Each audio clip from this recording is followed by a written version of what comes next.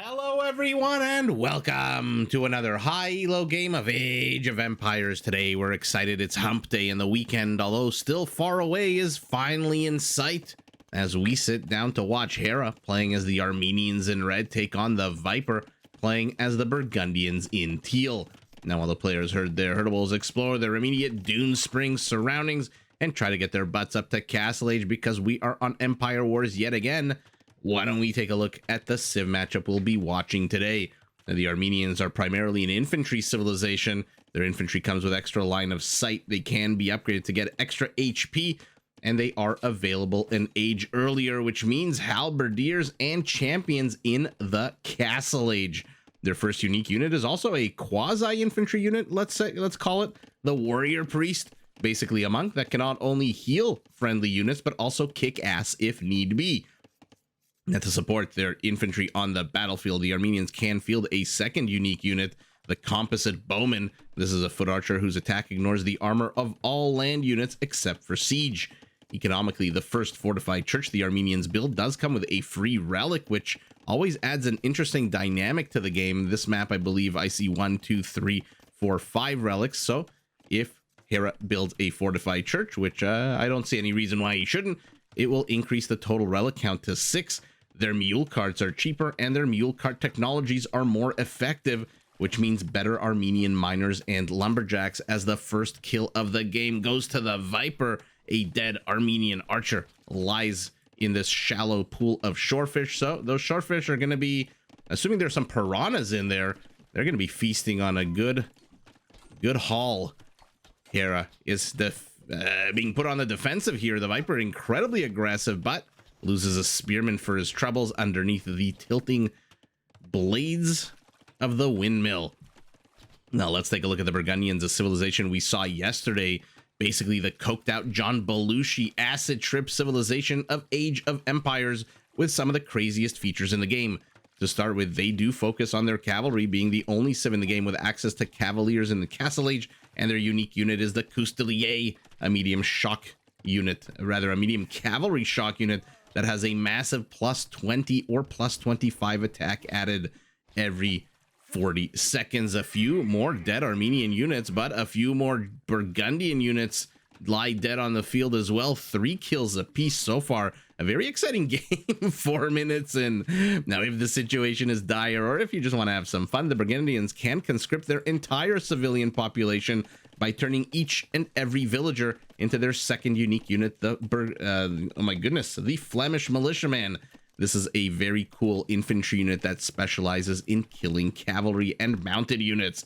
Economically, Burgundian stable techs are cheaper. Their relics generate food in addition to gold. They get all economic upgrades in age earlier and at a discount, and their farmers can be introduced to the wonders of capitalism by upgrading them to generate a small amount of gold while they till their fields.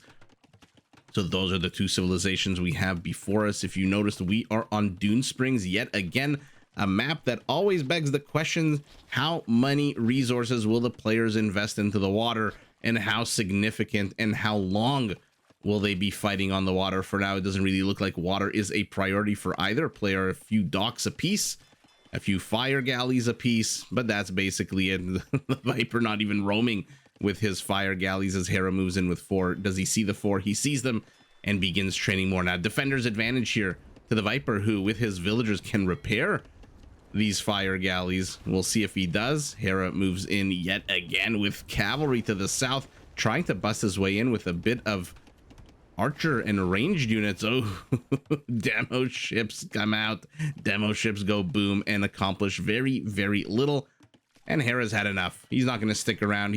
He probably wants to micro his army over here in the rear of the Viper's base. The Viper, by the way, leaving his rear wide open to be penetrated by the Armenian. Yes, I know that sounded dirty, but I don't know how else to say it. The back of his base is open, and in come a few of these scout units. Now, these are just basic scouts, which means that these Burgundian villagers with looms should be able to at least temporarily hold them off. Hera not accomplishing anything here except losing half of his HP. Let's see what's going on. Oh my goodness, while that happened, an absolute massacre in the front of the Burgundian base. We'll have seen that in picture as Hera moves in now. Oh, the demo's trying to catch some villagers. It does not. So Hera's distracting to the rear. Why the hell not attack a house while the real attack continues here in the forward position? More villagers caught out. The Viper's doing more fighting with his villagers than he's doing resource gathering, which is never a good thing, and now he runs away. Will lose one or two or more of those villagers on their retreat home to the rear of the base. He is holding strong. I'm not too sure he lost. It looks like there is a dead villager here melting into the pile of gold, but the gates are open. Hera's left one scout. He's such an expert. They're all such experts at doing this, of running in and just leaving one unit underneath the gate, whether it's stone or palisade, just to keep it open, just to keep it fresh, so that you can insert more units, or at the worst case scenario, get the hell out of there without getting stuck inside your opponent's base. Speaking of his opponent, our Burgundian has a whole bunch of knights out. He's going up to 4. He's getting husbandry. He's getting scale barding armor. So these knights are going to be quite powerful. And there is a bit of a window here for him to use and abuse them, as Hera is still 2 minutes away from Castle Age. So he's going to find himself fighting these Castle Age units with Feudal Age units, which is never what you want to be doing unless you have a significant numbers advantage, which it kind of looks like he does. So maybe he does want to take the fight. 22 army count to 7, but of that 22, 6 of it's on the water. And the power of these knights with their +1 armor might want to get a few more upgrades. Now, the light cavalry unit, the scout, will be able to catch up to the knight. It does move faster. And this is where the just sheer volume of Feudal Age units comes to the benefit of our Armenian, who is pushing away these small fragmented Castle Age attacks. The Viper had an opportunity. Now he's got 30 seconds left before Hera's in the next stage. Looks like the knight did bite the dust of the combo of scout, spearman, and another spearman taking on another knight. I think this knight should be able to kill all 3 of these units. A trifecta here for the knight as he turns around and now starts attacking the villagers. So at the end of the day, kill count almost identical. The Viper has more total kills. Hera has just 1 more villager kill, although right as I say that, the Viper does even it up with, I'm assuming, the knight to the north, who was killed, no, by the villagers, but by the fire galley. That must be an insane way to die. Didn't the ancient Greeks have a torture method, the bull? I want to say flaming bull, but I feel like that's my brain is right now in Age of Empires mode with the flaming camel of the Tatars. What was the name of the I don't know if it was even real. I remember just seeing it and reading about it, but I don't know if it was actually real, this torture device where they would build a brass bull or a metal bull, and then they'd put somebody inside, and then they would roast them alive. That is exactly how a knight dies to a fire galley. How else? It roasts him alive inside all of that armor. Poor knight, poor horse, not a good way to go at all. And now it's sticking in the back of my head what the hell was the name of that torture device, but it doesn't matter. The Viper's back, gets another villager kill. Will he get another one? Probably, and now he gets the hell out of here. So fantastic maneuvering out of the Viper, who continues to send out small little feelers, small little clumps of units. Hera doing the exact same thing with the lighter and quicker light cavalry unit. So he's going to lead those knights on a chase. Fire galley, not happy with only 2 kills, wants to roast more knights inside their armor like chestnuts on Christmas. Looks like they did turn around, did these Armenian units. Oh, and they're leading the Viper into a trap. Oh no. Oh no, but the monk is out for the Burgundians. Body blocking with the knights. Fantastic, fantastic. A light cavalry unit only needs 2 attacks to kill a monk, unless, no, still at just 30 HP. To body block with light cavalry is absolutely epic. So far, the maneuvering out of these players, I was originally a little bit upset. What the hell is this? Okay. So, no more shorefish in about 3 seconds. That is a lot of villagers. I was initially a little hesitant, a little concerned that the players were sending out these small bands of unit, but you know what? On second thought, with hindsight, it is allowing them to showcase their micro skills.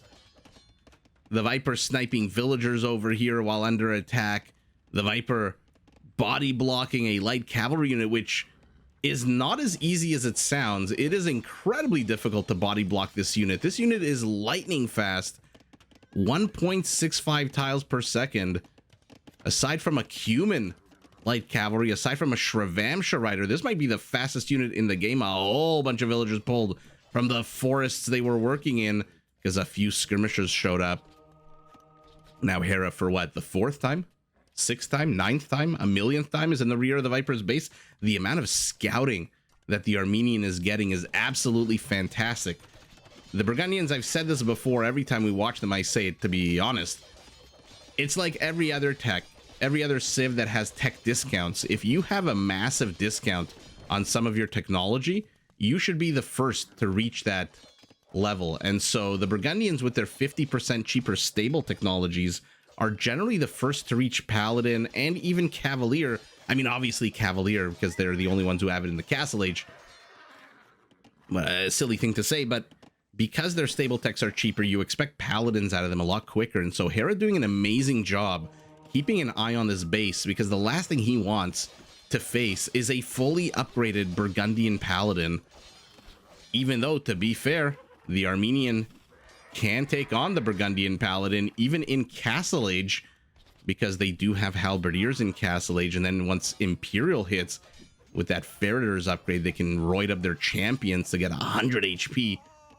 For now, what Hera sees is a whole bunch of Cavaliers. It looks like he did clean up the incursion to the north of his base, and at the 19-20 minute mark of the game, the players have disengaged.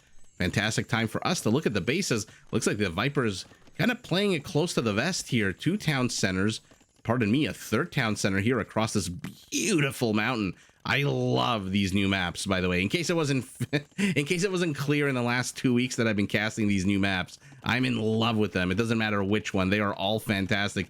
Even though don't tell the other 10, but Shrublands is my favorite. Rather, Shrubland.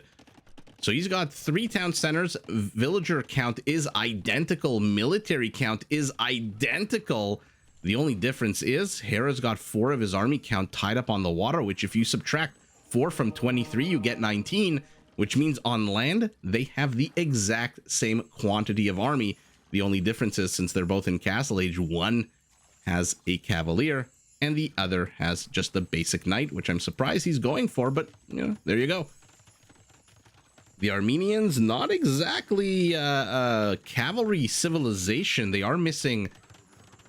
Although now that I think about it, if you take a look at the top right of your... rather, top left of your screen, they are missing the Imperial Age armor upgrade, and they don't have Paladins or Hussars. So really in Castle Age, generic-wise, these Knights are about as good as you're going to get. They've got Husbandry, they've got Bloodlines, they've got both armor upgrades, both attack upgrades. The Viper sets up a castle on the left side. Now he's moving forward to the right, gets a fire galley, gets revenge for his fallen knights. 12 kills on these guys. Town center. Let's take a look at what Hera's got, while the Viper is really going the long route here. Okay. Hera's got 4 town centers, soon to be perhaps 3 if he doesn't defend this castle. There's that first fortified church, by the way, that comes with a free relic. And even though the Viper has gathered 1 relic of his own, it looks like actually there's only 2 relics left on the map. So somewhere there are 2 monks, or perhaps warrior priests, carrying relics. The Viper continues his Magellan-like circumnavigation of the globe here, going north. What is he expecting to find? Is he looking for relics with Cavaliers? Both players are going up to Imperial. It looks like, unlike Castle Age, it will be our Armenian who hits it first. Oh, he's going to try to get the monk. He gets the monk, but there's so many more monks here. So there you go. That's how quickly monks die, which just makes that body block. My goodness, where was it? I think somewhere here. Just even more impressive. What's even more impressive is Hera's reflexes here. Uh-oh. Uh-oh, this is 4 monks. 1 conversion. 2 conversion. 3 conversion. 4 conversions. Holy shit. 16 units become 12. That is an 8-unit swing. You lose 4. Your opponent gains 4. That was about as bad as it could get there for the Viper, but he does manage to take out. Did he get all 4 monks? Yes, he did. And he got a whole bunch of villagers. Oh, Hera thought he was safe. Hera thought the Viper was retreating, but that was a feigned retreat as he returns and wreaking absolute havoc in the rear of the Armenian base. But more monks come out. Legolas is out himself, the composite bowman, or as our American friends say, the composite bowman, does attack on a 6, ignoring armor. But the Burgundian Cavalier has 120 HP. Remember, the Burgundians, in exchange for getting the cheaper stable tax, Cavaliers in Castle Age, and Paladins in the blink of an eye. And there you go, there's Paladins for our Burgundian. The developers giveth, and then the developers taketh away bloodlines, which means their Cavaliers are a little lackluster, and they're also down 500 HP. You got to get home. You got to get healed up, either in the castle or by a monk. Hera's been knocked down to a meager 3 town centers. Civilian population, he is ahead about 10%. He's also ahead about 10 army count. But aside from this trebuchet putting the castle at risk, the Viper's going to have Paladins in a minute 44 seconds. And what is our Armenian building? Now he's an Imperial, which means his Nightline units are going to cap out at a Cavalier to the Paladin of his opponent. I don't see him training any more knights. Now he's going composite bowman. 7 monks, block printing, redemption. He wants to convert buildings. He wants to convert any siege. He wants to convert from 12 freaking tiles away. Burgundian monk, will he manage to get a conversion? No, he does not. So the Viper doing a good job here, cleaning up the incursion to the rear of his base. Yet again, Hera, for what, the 12th time this game in 28 minutes, inserts himself here. Looks like the Viper's found some use for his Cavaliers up to the north of the lake. It looks like they took, or rather tried to take down a dock. The last remaining knight here, will he get another kill? Oh, he gets it right before he dies. It looked like the Viper was trying to attack this dock, which lost a little bit of HP. But now your Cavaliers, now your Paladins, pardon me, they're down 600 HP. They've got 2 kills, which is surprising. So I guess the more veteran ones, the more productive ones, did bite the dust. And by the way, now there's a big, juicy castle to the north of Hera's base. And he's planting a defensive castle, perhaps expecting the Viper to do to him what he's been doing to the Viper. And he walls him out as well. Absolute fantastic microing out of Hera, who continues to push here to the south. The Viper's army, or at least 10 of the army supply out of 28, is out of position. By the way, the composite bowman might be, in my opinion, the most gangster of units. You know how in the movies all the really cool people hold their guns sideways when they shoot?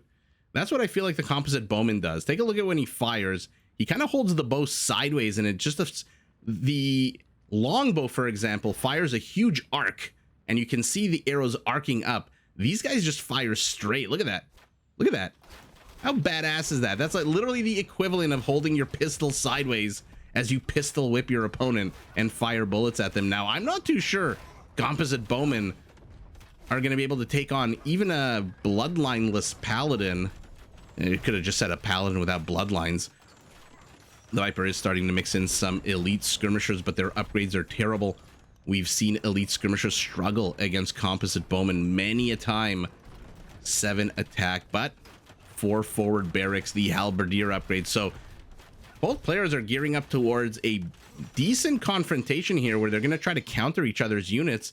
The Viper tries to sneak in. That's a lot of paladins, and now Hera knows that the majority of your army is up north, very, very far away from the battle.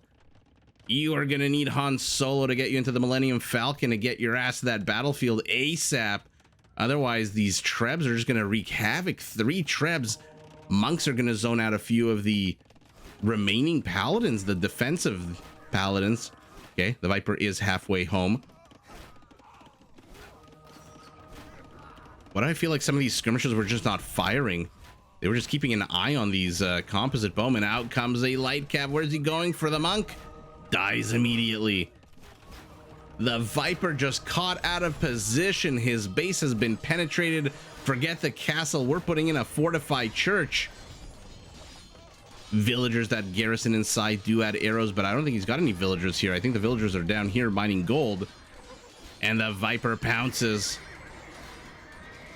What are the upgrades on the Halberdiers armor-wise? Attack-wise, I don't really care because they already come with that massive 32 attack bonus against cavalry. But the Viper moves in, loses a couple of paladins to conversions. He's going to lose a couple more.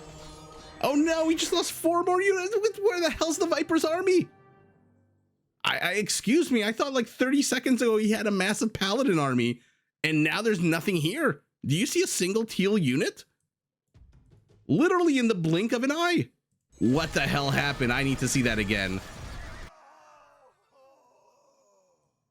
Okay, let's highlight everything. Let's get rid of the villagers, the trebs. So you got 6 monks for Hera, who says, you know what? I'm going to counter your paladin with monks. Okay, fantastic. 27 paladins. So the HP, if you take out the monks, let's take out the monks. Look at the HP on the Viper's army. It's double. The durability of his army is twice that of his opponent in terms of HP. He's already lost 4 paladins, which are now fighting their former friends here on the right flank. Looks like a couple of halberdiers are distracting here to the north. So what the hell happened? The Viper's army is so much better than Hera's.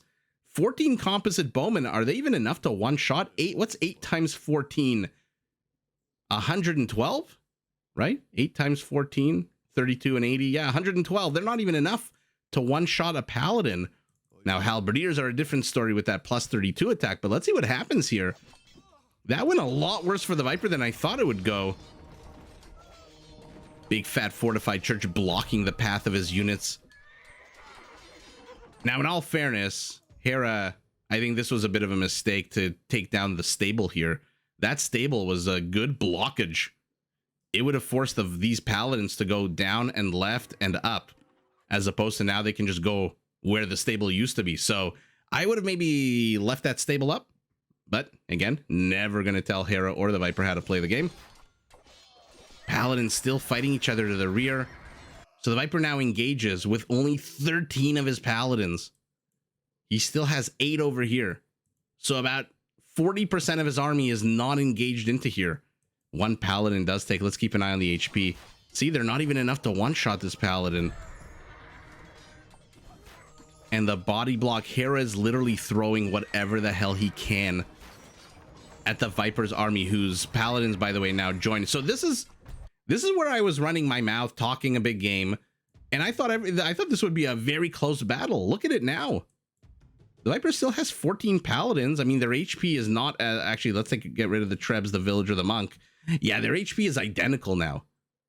And he lost all of those converted paladins. I think the conversions are pretty much what killed him at the end of the day. This monk alone has 2 conversions. Then he sends 2 over here, of course. Got to get rid of that. Gets another 2 conversions here. Meanwhile, the halberdiers are just tinkling away, as is the light cav, the composite bowman, adding as much damage as possible. And wow, in the blink of an eye, a battle that I thought would be a lot more fair. Hera just micros it fantastically, and the Viper just focuses perhaps too long on attacking these converted paladins and then bringing those 8 paladins over here. I also saw paladins streaming this way. I wonder if he really should have gone after these 2 monks with these 2 paladins. You know, the faith has been spent, and so they're not really a threat for another little while. So maybe in the meantime, you can attack your opponent. But holy shit, at the end of the day, our Armenian ends the game with 5 paladins, our Burgundian with 4. And that is why I think this is the MVP unit for Hera. 7 conversions. Actually, let's count the ones over here. Although I think this is a fresh one. I don't think this one converted any. No, 0. Of the 10 monks, 8 of them, rather, there were 8 conversions. And when you're talking about an army in the 20s and the 30s count, and not in the 80s or 90s, we're not talking trash army. We're talking paladins converted. That is how you lose a game, and that's how you, as the Armenians, end up with more paladins than your opponent. And what an absolute epic battle for Hera. What an absolute collapse for the Viper, who charges in with the stronger unit, but fails to negate. Perhaps the skirmishers should have gone after the monks instead of the composite bowmen.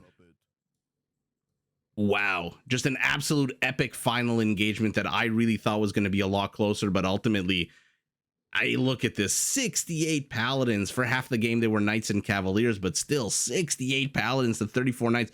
On paper, these paladins should be able to wreck, especially with when you combine 31 skirmishers to at least take away some of the HP of the halberdiers and the composite. Forget the composite bowmen, just the halberdiers, because we saw the composite bowmen aren't really that strong. They attack on an 8 against your 160 HP, so you need literally 20 of them to one-shot a paladin. So that was the real threat. Wasn't really the composite bowman, although they did do a good job when you in combination with the halberdier, which is, I guess, exactly how you're supposed to use them, right?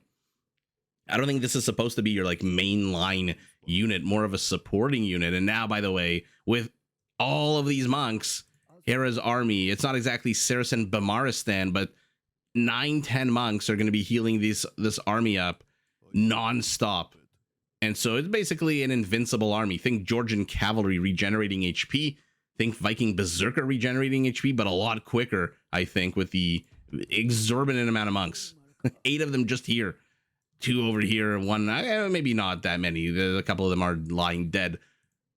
Okay, let's take a look at the stats. Peak APM for our Armenian right at the 6-minute mark to the 29-minute mark. So one right at the beginning of the game when we saw all of that action as I was struggling to get through my Civ intros. The other one right towards the end of the game. Economically, wow.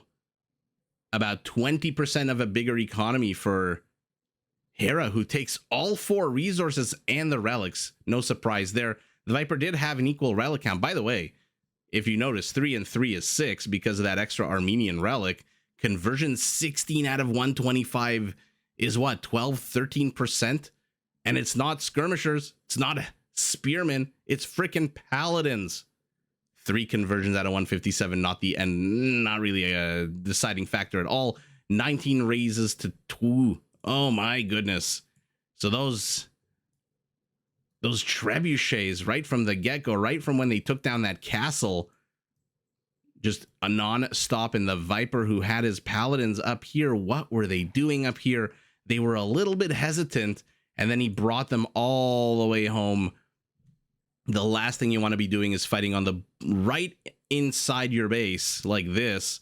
If he had those extra paladins, he could have maybe taken Hera on here, which would have kept his economy up and running. Look at this ghost town right now. But ultimately, the Viper, just his paladins were way too out of position. And that last fight, more importantly, was just atrocious. And look at the kill count. 129 to 129, identical. This is how you know you're watching 2 titans of the game battle each other out. King Kong versus Godzilla. Although that wasn't really a fair fight in the first movie. I'm struggling to think which 2 titans are evenly matched in the Monsterverse. Although I don't know why I'm comparing these players to Monsterverses.